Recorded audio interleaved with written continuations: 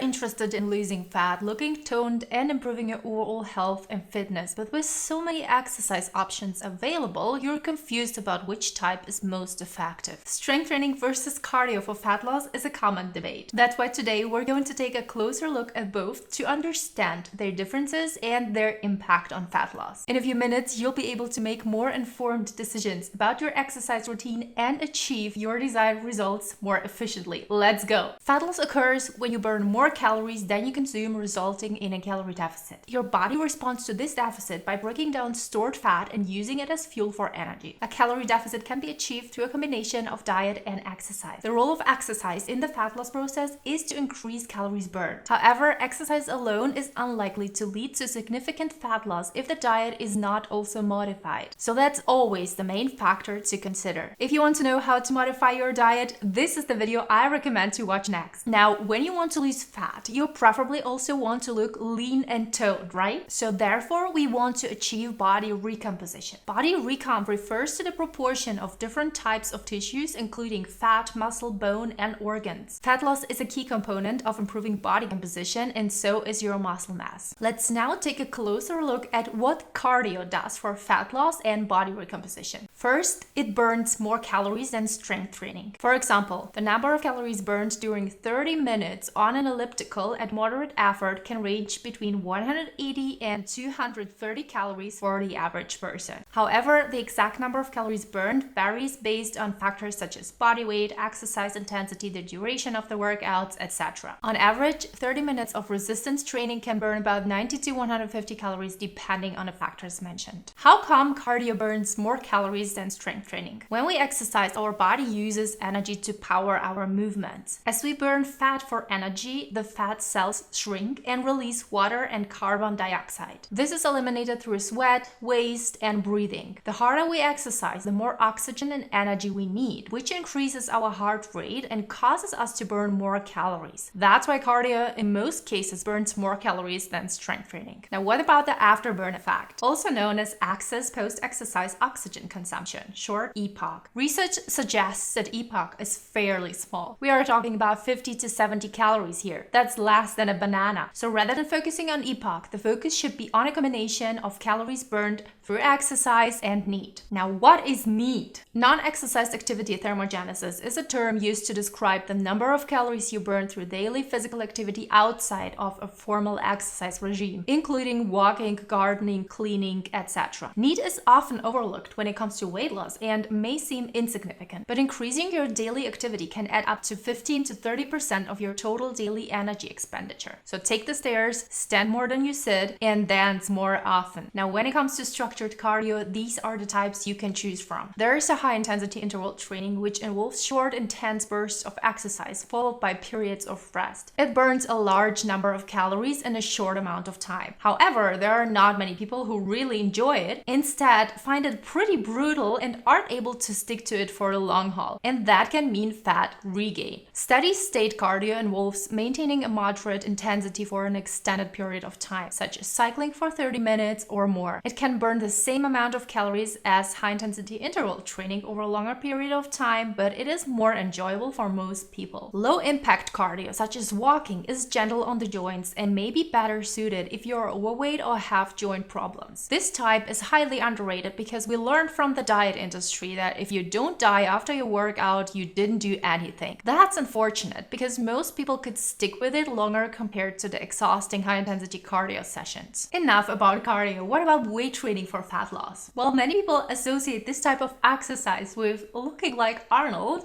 This is not gonna happen. Building muscle, a lot of muscle, requires many years of really hard and consistent exercising and sometimes something else. Anyways, resistance training is a great tool for weight loss. Let's see how. We've already clarified that during cardio you burn more calories, but now what about the fact that muscles burn more calories at rest than fat tissue? While it's true, without wanting to disappoint you, those are just about 6 calories per pound per day. Having more muscles increases your calorie burn, but only to a certain extent if the muscle is inactive. For example, adding 10 pounds of muscle to your body, which is not so easy to do, would only increase your basal metabolic rate by about 60 calories per day, the equivalent of a medium act. However, if you incorporate regular exercise to engage your muscle tissue, you can significantly enhance its calorie burning potential during exercise. But there are other factors besides calories burned that indirectly contribute to how weight training helps you on your weight loss journey. For example, it improves insulin sensitivity, which is important for regulating blood sugar levels and preventing insulin resistance. Another benefit is that it helps you achieve a toned and defined physique, even if you don't necessarily lose a lot of weight on the scale. Another point that not many people consider when it comes to weight loss is the mental strain that comes with changing your habits. Stepping out of your comfort zone and trying to manage your daily responsibilities while putting yourself first can be super exhausting. This can take a significant toll and cause a huge decrease in mental energy due to increased stress. Your weight loss goal can then quickly fall off your priority list if you don't consider the role your mental health plays in weight loss. That's like a vicious cycle because stress will affect your sleep, and poor sleep means exhaustion, increased calorie intake through poor food choices, cravings, overeating, and emotional eating. Resistance training and exercising in general has been shown to help regulate stress levels, but that's a topic for another video. Let's now come to the different types of resistance training. There are the compound exercises that involve multiple muscle groups and joints. Examples include squats, deadlifts, lunges, bench press, and rows. These exercises require a lot of energy and can help build overall strength and muscle mass, which leads to increased calorie burning. Isolation exercises focus on a single muscle group. Examples include biceps curls and leg extensions. While these may not burn as many calories as compound exercises, they still help build muscle and improve overall body composition. You also can do circuit training. This involves performing a series of strength training exercises back to back with little to no rest in between. This can be an effective way to increase calorie burning and build muscle endurance while challenging the cardiovascular system. Now, what about exercising daily for faster weight loss results? When you exercise, you break down muscle fibers, and it is during the rest and recovery period that your body rebuilds those fibers and becomes stronger. Without rest, your body doesn't have enough time to recover, which can lead to overuse injuries, fatigue, decreased performance, hormonal imbalances, and burnout. Rest and recovery are just as important as exercise in achieving your fat loss goals. Now, what if you only do cardio and skip resistance training? Cardio alone can lead to muscle loss, especially if you are not getting enough protein or if you overdo it. When you are in a calorie deficit, your body can break down muscle tissue for energy, and prolonged cardio sessions can exacerbate this effect. In contrast, weight training helps you to offset the muscle breakdown caused by the calorie deficit. With all the knowledge we've gathered, we can say that cardio won't define your body the same way weightlifting will. You may lose weight, but your muscle tone will not increase. But then,